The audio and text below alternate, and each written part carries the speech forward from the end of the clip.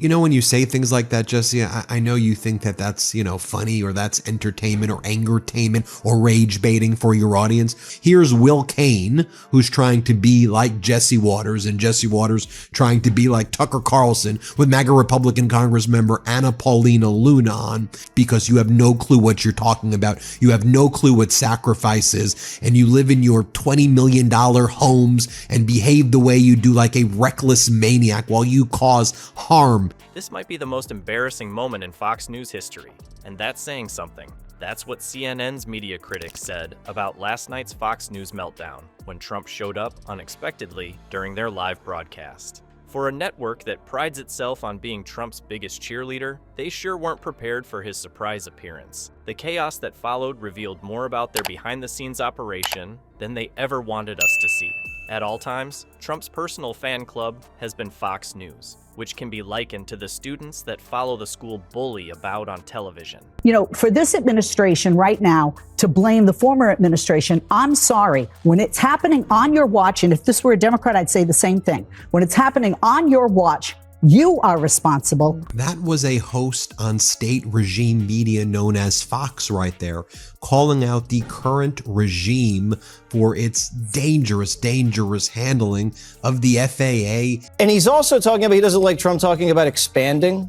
The United States has always expanded, either by force or we buy things. We bought Alaska from the Russians. We bought half the country from the French. The host would chuckle at his jokes and nod their heads in agreement with him. But that fairy tale romance fell apart like a sugar-high kid during this presentation. As soon as Trump appeared on screen, Fox's whole technical infrastructure abruptly ceased functioning. It was as if their equipment had decided to side with the enemy. It started to break down. The cameras quickly panned to all sorts of crazy angles at the beginning. Viewers were treated to shots of empty chairs, confused workers running about, and what seemed like a janitor munching on a sandwich in the corner.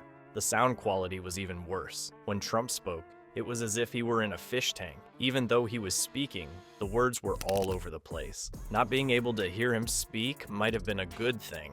President talking tariffs and the economy. If you look at our new Fox News poll at 100 days job approval compared to other presidents, there you see the president at 44%. So let's say, for the sake of argument, that all of the water levels around the world rise by let's say 5 feet over the next 100 years, say 10 feet by the next 100 years, and it puts all the low-lying areas on the coast underwater. You know what else? Brett Baer had a beautiful graphic. I might frame it on my wall that had the approval ratings for the last 6 presidents for the first 100 days. Donald Trump is now the lowest. After that, the split screen popped up. It appeared like a producer was going absolutely bonkers on the other side, while half of Trump's face was on the other. As he yanked off his hair, the man began muttering what are probably not appropriate TV terms. In an effort to seem normal, the hosts put on those fake news smiles, all the while frantically tapping their earpieces as if Morse code may rescue them. Behind them, there was anarchy, and it showed on their faces. "Everything's fine, folks," came their response. Trump grew increasingly furious with each technological issue. His expression went from ordinary orange to, if I may use the word, radioactive tangerine. You could practically see the steam rising from his ears when his microphone suddenly went out mid-rant about election fraud. Despite its intended simplicity, the interview descended into the most humiliating television moment since Ted Cruz was caught eating something at a debate. Even now, I can't sleep because of it. This disaster hit Fox at the most inopportune time, as they had been steadily losing their Trump-loving audience and viewers to Newsmax for months. This technical error was like shooting themselves in the foot while wearing flip-flops. In anguish, the remaining faithful watched as their cherished network utterly failed their beloved president. I don't know, Robert. Some of the people we talked to say incompetence probably the wrong word. Unclear might be a better word. What do you say? I mean, you have Kevin Hassett in 2019 be very clear, trade wars are bad, tariffs are a tax. Steve Moore, another Trump advisor, trade wars are bad, tariffs are a tax. I mean, I've been in finance for 40 years. This is probably the biggest manufactured crisis I've seen, with a bunch of unforced errors. The execution of Liberation Day was pathetic. They couldn't possibly embarrass themselves anymore, according to Fox News, but Trump stepped in to deny it. Their technical issues were piling up like unpaid gambling debts when he did what he does best, made things worse while making it about himself. The vast majority of people would remain composed as the IT department attended to the issue.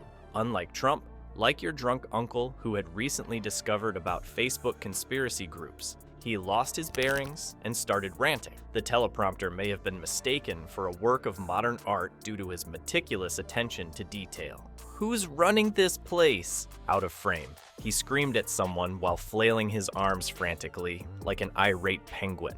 Am I being tried for censorship by the deep state again? Have we arrived at this stage yet? There was perhaps a moment when the poor camera operator considered a career change. All across the studio, Trump started pointing to different kinds of machinery. Send in some real experts instead of these dweebs. Regarding television, I am an authority. Best reviews, nobody disagrees. Despite being in the room among other professionals, he appeared oblivious to the irony that befell him. The moment that will be remembered forever in the annals of TV news then came. Actually, Trump made an effort to fix the camera himself. He walked up to it head-on, his face filling the screen like an orange eclipse. Viewers back home were treated to extreme close-ups of his pores and that peculiar hair spiral, inquiring, "Is this thing even on?" He tapped the lens with his finger. As they fought valiantly to reclaim control, the Fox host smiled through clenched teeth. "Mr. President, perhaps we could..." But during one of his rallies, Trump addressed them as though they were just annoying background music. It would have been wise to tone them down considering the impact they made. President Trump was about to continue. "Even Fox News is rigged against me now," when the recording finally came back on. Too bad. Very discouraging. After Trump really rushed off the set, ending the whole experience, the Fox News hosts were left staring at each other like survivors of a natural disaster. What may have been the most humiliating piece in cable news history was awkwardly wrapped up by them. Fox News has been painting Trump as their golden baby for years, so it was perfect irony that he lost it when their equipment broke. The universe seemed to have decreed that a temporary break from humor was necessary for all of us. There was a beautiful moment when Fox News couldn't rein in the monster they had created. Fox News watched as Trump's relationship with Clinton deteriorated live on camera after years of painting Trump as the future Reagan. After hours of free publicity and polite queries, what did they get? An eruption from the president and a technical disaster. Even if you compromise your journalistic principles for ratings, technology can still make you look silly. You can't put all your affection for Trump onto a malfunctioning camera or presidency. Fox is trying to explain this blunder away in a panic, but the rest of us can enjoy this perfect moment of karma. Even for one show, the Trump monster proved too much for the network that made him.